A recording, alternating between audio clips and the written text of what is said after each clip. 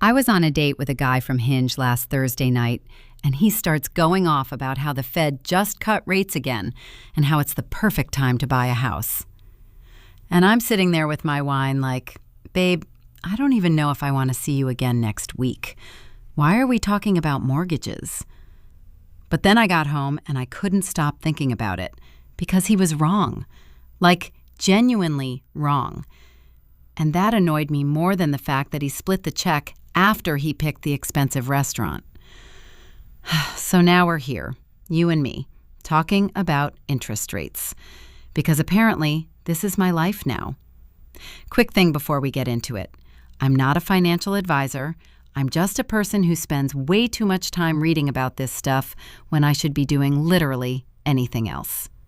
Your situation is yours, mine is mine. If you're making big money moves, talk to someone who actually has the credentials. Okay, moving on. So here's what actually happened with interest rates and why everyone is losing their minds. And also why your Hinge date might be an idiot. The Fed has been cutting rates. That part is true. They started cutting in late 2024 after keeping them high for like 2 years straight, trying to murder inflation. And people heard rate cuts and immediately started acting like it's 2020 again when you could get a mortgage for like 2% and everyone was refinancing everything and buying houses they couldn't afford. But that is not what's happening right now. At all. When the Fed cuts rates, they're lowering the federal funds rate, which is basically the rate that banks charge each other for overnight loans. It's not the rate you get on your mortgage. It's not the rate on your car loan. It's not even the rate on your savings account directly. It influences all of those things, but it is not the same thing. And this is where people get confused and then make dumb financial decisions and then blame the economy. So the Fed cuts rates and everyone assumes, oh great, my credit card APR is going to drop, my mortgage rate is going to drop, everything's going to get cheaper. Except that is not how it works. Because the Fed does not control long-term rates. They control short-term rates. Your mortgage is a long-term rate. Your 30-year fixed mortgage rate is decided by the bond market, specifically the 10-year Treasury yield. And that thing moves based on what investors think is going to happen with inflation and economic growth and all this other stuff that has nothing to do with what the Fed says in a press conference. And this is the part that's been freaking people out lately. The Fed has been cutting rates, but mortgage rates have been going up. Like actually up. They were sitting around 6.5% in September, and then the Fed cuts, and everyone's like, oh, perfect time to buy. And then mortgage rates go up to 7%. And people are like, wait, what the hell? I thought we were cutting rates. Yeah, we are. The Fed is. But the bond market looked at the economy and was like, inflation might come back. We're not convinced this is over. So we're going to demand higher yields on long-term bonds, which means mortgage rates go up. It's like when you break up with a guy and you're like, okay, I'm moving on. I'm in my healing era.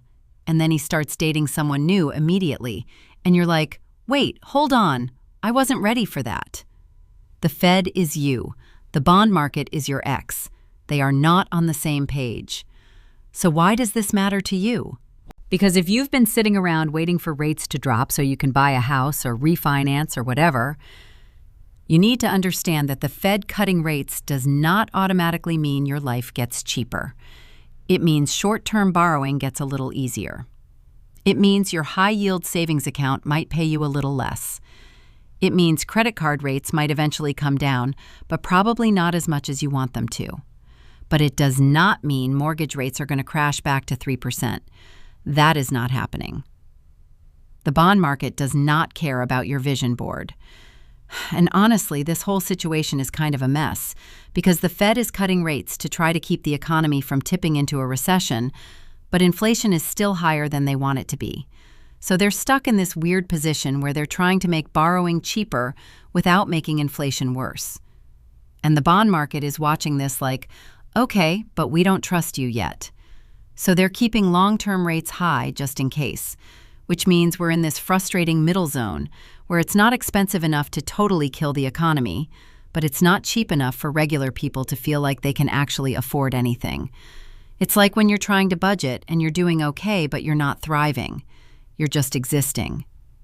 That's where we are right now with interest rates. So what do you actually do with this information?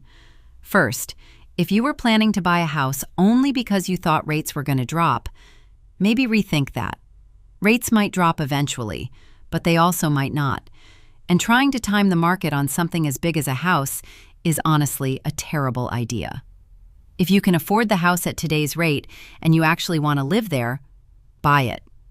If you can't afford it, or you're only buying because you think it's a good time, don't.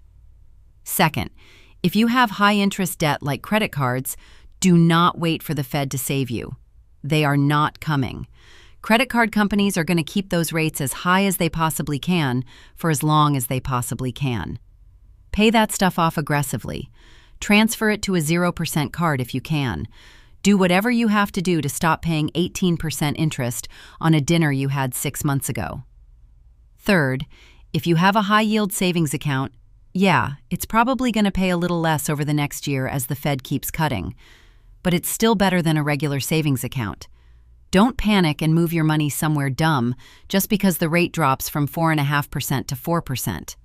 You're still beating inflation. You're fine. And fourth, stop listening to random guys on dating apps about economic policy. I'm serious. They do not know what they're talking about. They read one headline and now they think they're Jerome Powell. They are not.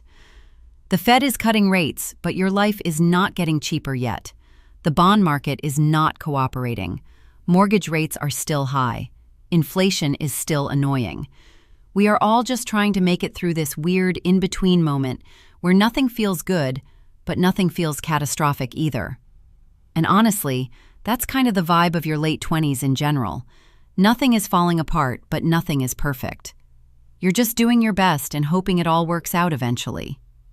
Anyway, that's what happened to interest rates. The Fed cut them. The bond market said, no thanks. And now we're all just sitting here waiting to see what happens next. Welcome to the economy. It's a mess. We're all figuring it out together.